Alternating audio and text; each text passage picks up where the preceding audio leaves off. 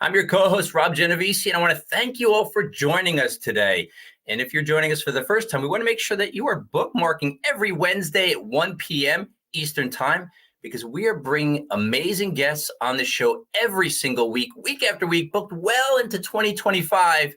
And the guests that we have on, these are accomplished people. We're talking authors, speakers, successful business owners, people that have gotten success, sharing their stories, their skills, their experiences to help all of us level up our own skill sets so we can, succeed in our opportunities. We've got an amazing topic today. The topic is life lessons through unexpected connections. And, this one hits home because I'm the reluctant networker. Steve and I are both introverts, two former shy guys. We weren't networkers. We weren't talking to people. Steve was heavy into martial arts. He'd hit people. I was a graphic designer. I hid behind a computer so I didn't have to talk to people. But look, we have an amazing show. And this show, speaking of today's episode, we have a sponsor today, and our sponsor is Mr. Russ Hedge, Russ Hedge Consulting. Listen, you want to reach out to Russ.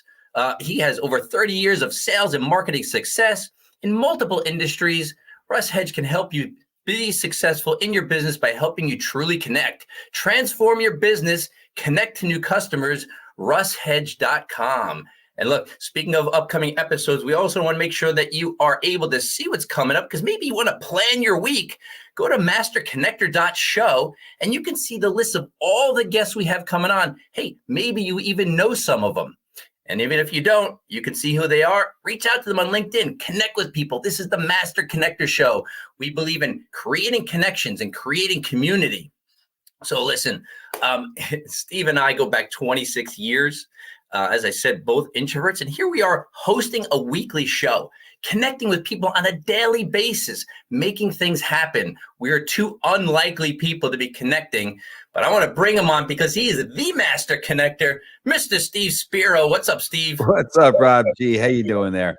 Good. Yeah, we are definitely unlikely to be doing this, but hey, it's a blessing to be able to do this with you and partner up with you, and so pumped to be able to bless our community. So, but speaking of which, what's going on, friends? Steve Spiro, the Master Connector, coming at you live and direct.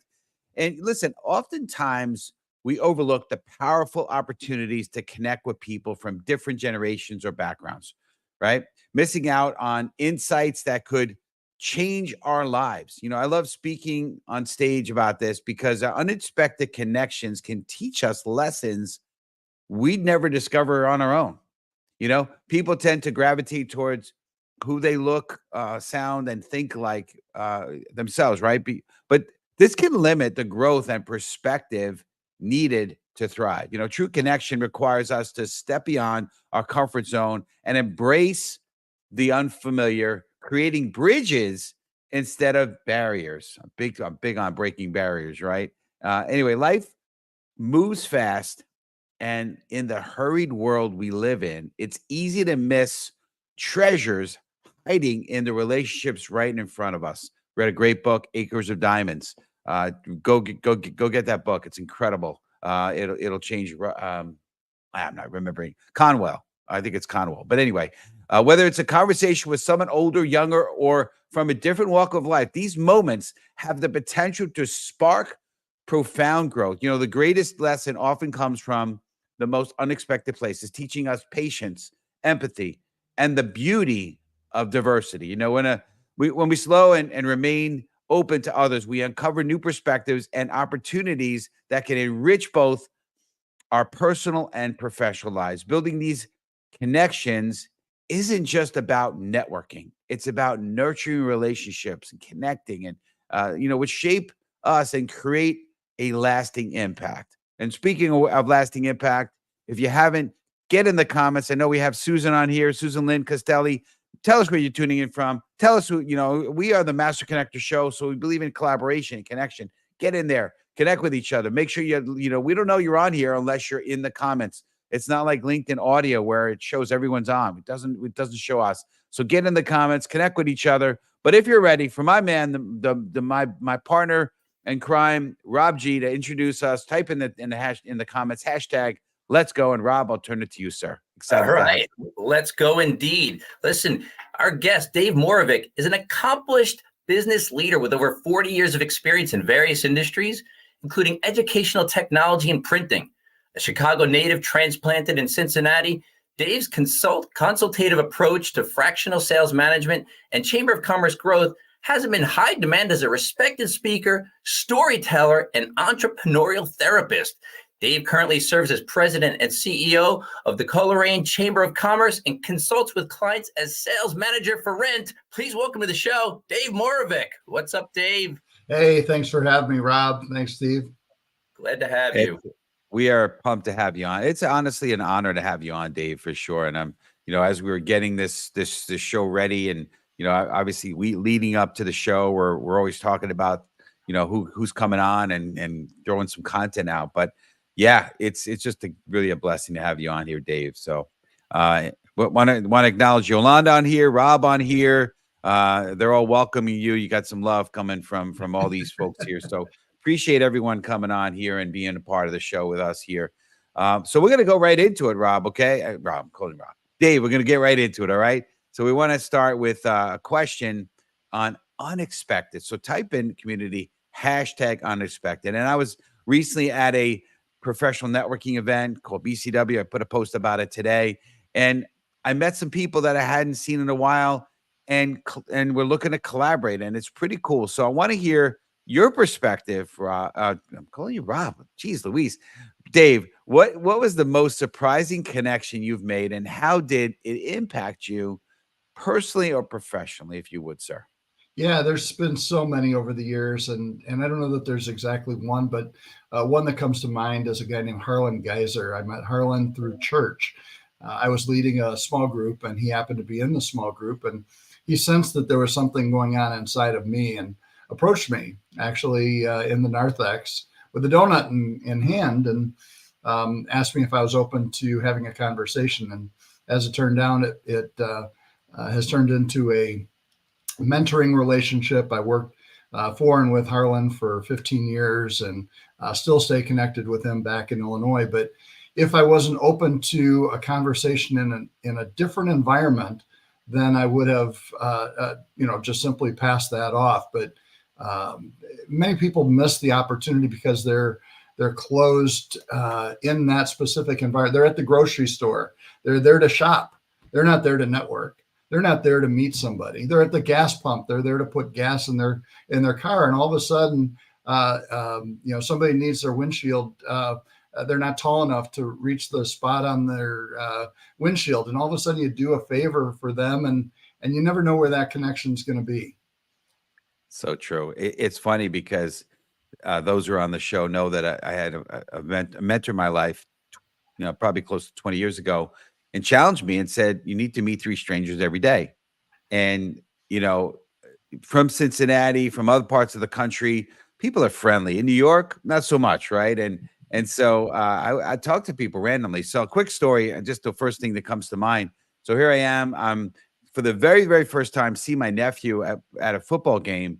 And I'm going there, and I'm, just want to see him play. I'm not really thinking about anything. But, listen, as a businessman, we always have, we're always open for business as an entrepreneur.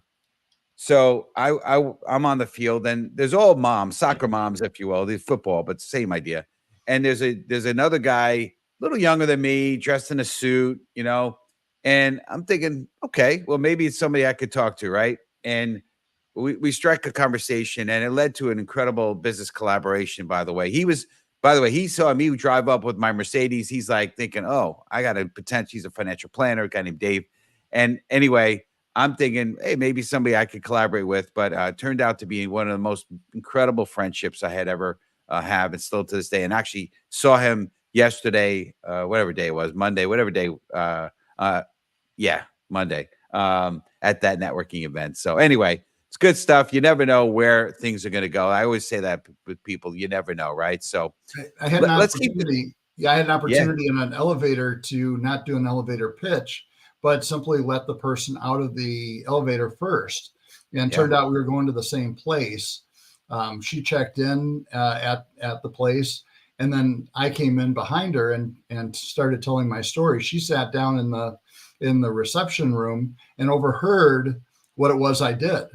And as I'm leaving, she approached me and she said, "Hey, by the way, we're looking for a new printer. Would you be willing to talk to me, offline?" And I gave her a business card, and we did business for many years. There you go. Absolutely. There's so many stories like that we could share about. So I want to should have shift gears a little bit here. We live in a world where there's a lot of diversity. There's a lot of talk about age discrimination, and there's this sort of gaps that people have kind of imposed. So I want to talk about community. Type in hashtag generational. Okay. And so here's what the question is for you, Dave. How can we bridge generational gaps to create meaningful relationships that can benefit both sides? Well, I think there's a couple things. First off, you have to look for them. If you're in a room with people that are like you, if I'm looking at middle-aged white guys and I'm in a room full of people, you can turn to your left, turn to your right, and find somebody of the opposite sex. You can find somebody of a different color. You can find somebody of a different generation. And that's true if you're young or old. That younger professional, if they just hang out with those people that are their own age, they're not going to learn from those that are older and wiser, and maybe find a mentoring relationship. So first off, you can start by looking. Second thing is by being open once you get into that conversation. If you're not involved in being curious listener to that other person's story, and you just simply want to blurt what it is that you do, or give you your elevator pitch, that's not going to get you anywhere. You want to be curious about that person's background. I often tell people here in Cincinnati about my background in Chicago because it starts a conversation, and something leads them to Chicago, a Wrigley Field trip or a business connection. They used to live there. And all of a sudden now I can start asking questions about that and build some rapport with them. But oftentimes you're not open to that because you're so wanting to tell your story. Yeah, that's very true. Hey, Rob. This is a very interesting topic to me when we talk about generational. And in college I had studied as not as a minor, but it really is a liberal arts program. Before I got into design, went to design school. I loved social psychology. It intrigued me why people did the things they did, human behavior. And one of the things as I started getting older was, I was in corporate America for 25 plus years in the creative industry, very fickle, very ageist. The assumption is, oh, you're getting older, therefore you have no new ideas. And the thing is, they're right most of the time, because the problem I found out and wanted to avoid myself was age is a mindset. It's not a number. I met a 21-year-old kid who behaved like he was 75 in the way he walked, the way he spoke, and the way his thoughts were. They were embedded and unchangeable. And on the flip side, when I talk to people, they're surprised at my age if they ask. I don't volunteer it, and I don't make any reference to things that age me on purpose because I want to be relevant. To me, it's about relevance. And so they're surprised because I don't say things that trigger that I'm old in my mind, right? So I keep up on technology. This is a challenge to you. If you feel like you're aging, audience, keep on top of technology. Master the basic things. At one time, email was brand new. And I remember being in corporate and candidates would come in who were older in their mind. And they'd be like, I don't do the email thing. And it's almost like, okay, thank you for coming in. So you get cast aside. People don't look at us and see age. They hear what comes out of our mouth and they determine. That's what I love found. that. I still play competitive fast pitch baseball. And I play with some kids that are 25 and 30 and 35. I'm going to the World Series in 2 weeks down in Florida, playing with 60 and over guys, but I catch behind the plate. I put on the catcher's gear. I've caught 33 games this year. I'll catch another 3 or 4 down in Florida. And my point is that people inevitably say, "Are you're serious? Yeah. You're still playing? And how are your knees?" Yeah. And all of a sudden there is this connection to back when they were still doing that, because they're not doing it anymore. They might be playing softball or something along those lines. But you're right, staying active within your industry to keep track of the latest trends. If you're in human resources and you're not a member of SHRM, shame on you. If you're in the technology space and you're not keeping up with the latest. I mean, if you're a doctor and you went to your doctor was using procedures from the 50s and 60s, would you go there? No, probably not. Absolutely. Yeah. I just want to throw my 2 cents on this one. Rob, you're right. As far as, if you want to stay relevant, look into technology, but another way to stay young is get around young people. Right. And I like doing that. Right. But I also think that there's great value if you're young. Talk to older folks because you can learn a lot of stuff from them, right? And if you're older, talk to younger folks because you can learn a lot of stuff from them, right? There's so much to be learned. We talked about our last show, is not being interesting, being interested. When you're interested, it's going to help you to learn. And so, me being an introvert, and Rob, I know, shares some of that from us together. We're for me, I'll just speak for me. I always had a tough time in the early stages trying to be a good conversationalist. But when you ask good questions and you get people talking, and not only you keep the conversation going, they like you, but also you start to learn stuff, right? I learned about pickleball before I started playing by talking to people that were into pickleball, right? And so it became relevant for me. But anyway, we want to keep the ball rolling here. We want to talk about presence, right? So Dave, as we go into this topic, what's your advice for being present in a very fast-paced world? I know we're talking about fastball pitching, but this is a fast-paced world. So you don't miss valuable connections around you. Give us some thoughts on that, if you could. Well, a couple things going on. Again, this device that we have is such a distraction to us.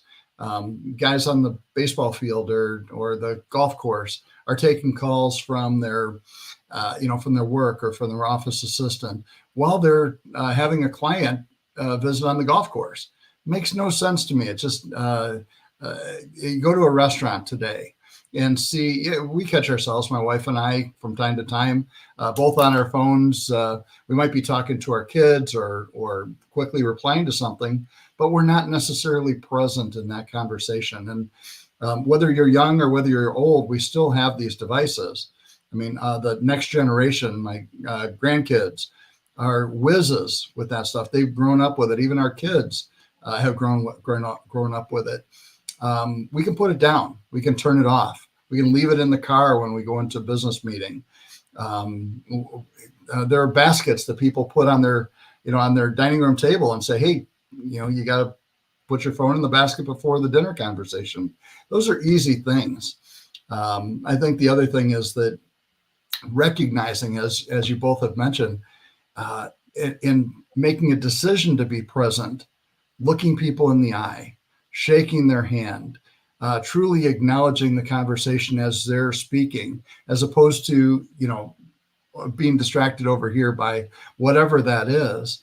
Right. And all of a sudden you become that learner, that interested learner that you're talking about. Absolutely. I want to acknowledge Yolanda. Agree. Young and older people can learn a great deal from each other. Yeah, absolutely. Very, very true, Yolanda, for sure.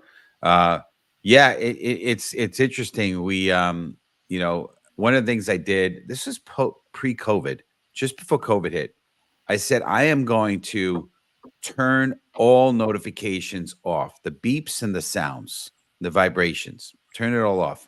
Because I found myself when I was having coffee with somebody, and I knew as the master connector, I'm supposed to be engaged. I'm supposed to be present. I'm supposed to be looking at you, great eye contact. And I found myself, and even it was so bad, like, I would feel the buzz in my hip pocket or maybe on the table. And I'm like, I need to go to the bathroom just because I wanted to see what the message was. It was terrible. I'm like, I'm turning these notifications off, and it's given me such peace. And it actually has allowed me to be a lot more present, for sure. One of the things there, Steve, it's like you're saying, you got to turn it off. And Dave, they're absolutely distraction. And I maybe people need to learn that it's a skill to ignore that and to be with the person that you're in the presence of. And one of the things I did notice is if you are not present, if you are thinking about something else, if you're hearing the buzz and wondering who it is and the person is talking, you're probably missing something key that they're saying that gives you the entryway into a deeper connection that could lead to business. You know, the best connections are the ones where you can listen, hear the opportunity, because the opportunity doesn't always knock on the door and shove itself in your face, right? You've got to listen to people and hear what they're saying or not saying, so you can answer appropriately or respond appropriately, or maybe ask a deeper question that can lead to the opportunity. I mean, think if you were dating somebody or going out on a first date and they're distracted, you're distracted by the score of the Cubs game or the Yankees Dodgers game, and you're just checking that video. How important do they feel at the other end of that conversation? And if it's happening today with that conversation, it's likely happening with the next one and the next one, because we often continue that habit until we break it. And so, Steve, just putting that on silent or non-vibrating, probably a good habit to get into. It was great, and my wife doesn't like it. She's like, I tried calling you. Like, some of you younger folks who are watching the show may not remember, but there was a time where if you needed to get somebody, you had to wait 5 hours till they came back from work. Like, it wasn't accessible. It's crazy. But that's the world we are in today. But anyway, well, you're speaking about kind of one aspect of mistake, which is obviously not being present. So I want to dig into this a little bit. So let's talk to hashtag mistakes. So why do people often seek relationships with those similar to them, and how does that limit their growth?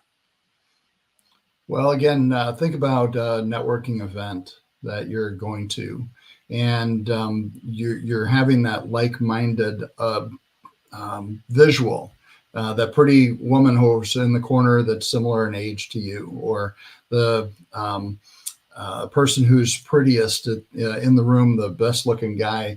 You just gravitate to those individuals.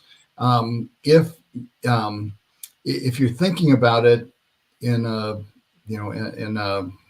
I guess a larger sense, a major shift.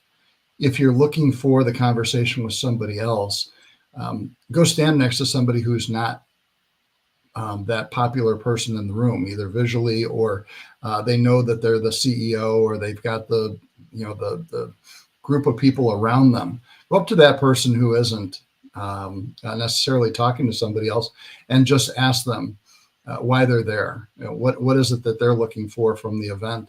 What's their business, and take an interest in them. It's not rocket science. It's really pretty simple. And oftentimes I catch myself, and I do this. This is tip. You want to put a major tip. Don't go to a group at all. Just stand there by yourself and wait for somebody to come to you. And I've done that in a number of instances where it'd be natural for me to go over to talk to this guy or this group or insert myself. And I'll just purposely stand there with my drink or my appetizers and wait for somebody to come up to me. And then I'll turn it back on them and ask them the questions. What was it, that brought you to this event? Or what is it that you're looking to gain from this event? You're on mute, Steve. I give you a lot of credit for that, because my self-esteem does not allow me to sort of stand by myself, assuming people are going to come over to me. I need to grow to be as good as you, Dave, for sure, because I don't have that yet. But I love that. But you know what? I've learned that you got to start to just enjoy the journey, and just, whatever happens, and kind of roll with it. So I want to, as we get to the end of the show here, I want to just touch on one last piece on journey. So community, type in hashtag journey. What role do unexpected connections play in shaping life's journey, and why is it important to embrace them? Well, I wrote a book and I have been promoting it for the last 6 months. The book is called Echoes Across the Tracks. The subtitle is exactly the title of the show here today, but Life Lessons through Unexpected Connections. And the main character intentionally meets people that he wouldn't have otherwise met on this journey on the train. So many times we're on a plane and we've got earbuds in and looking at our phone or our Kindle or whatever it is, and the person next to us maybe has their earbuds in, and 2 hours passes and you'll never make that connection. But in my book, the main character is heading to the airport and the cab driver suggests that he take the train instead. And now it starts a 20 or 30 hour adventure where conversations can take place. People get on and off the train. You interact with the conductor and the food service attendants differently than you do a flight attendant who's going down the aisle. And so that journey, as opposed to just flatly getting to the destination, while we're waiting at the airport, we can talk to the person to our left or right and hear their story about where they're going and why they're going there. We can embrace that journey if we take the time to do that. No doubt. I mean, I'm actually going to be flying to Charlotte on Friday morning. So anyone listening, if you're in Charlotte, let's hook up. But not the right word. Let's connect over coffee, okay? I don't mean, nothing like that. I'm a married man, right? No, none of that. But anyway, no, let's connect for sure. But anyway, I agree, and I love talking to people on the plane and the airport. It's awesome. It's great. Well, I know you want to talk about something. So, Rob, I'll pass it to you, and you could talk a little bit about that. Yeah, thanks, Steve. So listen, it's been a great show here with Dave, and on the Master Connector Show in general, audience, we always want to bring the value. That's why we ask probing questions. We want to hear what made somebody successful, what they're doing. We want to add value, but we want to heap on that value. So we're going to ask Dave here, who has an offer for you all, to tell us what he has for the audience. Go ahead, Dave. Sure. The first 3 new connections. I like the meet 3 new people a day idea that Steve mentioned. The 3 new people that connect with me on LinkedIn next will get a free copy of Echoes Across the Tracks. I'll personalize it, mail it out to you, no cost to you, and an opportunity for you to potentially pass the story along to somebody else. Love awesome. That. That's great. I love it. Yeah. And Dave, what's as we close down the show, we're so blessed to have you on here. What's the best way for our community to connect with you and reach out to you? Sure. Salesmanagerforrent.com is my website. You'll find media about the book, upcoming events. I've got a book signing this weekend up in Wooster, Ohio. And you can find me on LinkedIn through my LinkedIn profile, or simply ddmoravec5@gmail.com, or through the Coleraine Chamber of Commerce here in Cincinnati, Ohio. Love it. Appreciate that. Well, we're gonna put you in the green room. I love that to chat with you a couple minutes after we begin the show. But thanks again. You were amazing, Dave, and appreciate you being on here and blessing the community. Rob, I'll turn to you, sir. Yeah. So listen, we always have so much value here, and what you're doing is you're learning, audience, from the stories, the journeys, right? A hashtag journey, the journey that all of us have taken. And coming from places where we've come from, particularly Steve, I remember Steve 26 years ago because we were both the same in similar places. But look, Steve had some things under his belt going for him, but he still had that major hurdle of being able to relate to people and network with people, truly connect with people. And he put it all in his book. So I'm going to say, hey, listen, get his book. I read this book. It's a wonderful book, chronicling some of Steve's stories, some of the lessons he learned, the Tao of a Master Connector, the way an introvert became a Master Connector. Listen, I heard a long time ago that if you want to become successful, read the thoughts of successful people. And there you go. You do the same with Dave. And I'm going to put this in the chat, how you can get that book. And please pick it up. I'm sure you won't be disappointed. I appreciate it, Rob, as a labor of love. But thank you. But we're excited for next week. This was a great show. Episode 187, Wednesdays next week. Same bat time, same bat channel, the 6th. Journal Your Way Back to You with Amanda Stern. It's going to be an incredible episode. And if you want to learn more about some of the upcoming episodes, go to masterconnector.show. And if you want to do what Russ Hedges has been doing, which is sponsor an episode, you don't have to sponsor the whole thing. Sponsor an episode. You can learn about the value of that. Go to masterconnector.show as well. But I want to close down with something. And I know we've talked about Oprah a little bit. She's an incredible icon in media and just overcoming icon in terms of her life. But Oprah's life changed when she formed an unexpected connection with Maya Angelou. Hoping I'm pronouncing that right. The acclaimed poet and activist. Oprah, still early in her career, initially saw Angelou as a distant role model, but their paths crossed and evolved into a deep friendship. Angelou's wisdom about grace, forgiveness, and self-worth profoundly influenced Oprah's personal growth and leadership, shaping her ability to connect with audiences authentically. This relationship teaches us that being open to unlikely connections, whether across generations or different experiences, can unlock transformative life lessons and guide us towards becoming a better version of ourselves. Remember to be open to new connections, because you never know what can happen. Be open and always shine your light. See you next week. God bless. And you start to hear some of their challenges, and yes, because it speaks to the core of who you are and what drives you forward. Because what makes you different is what drives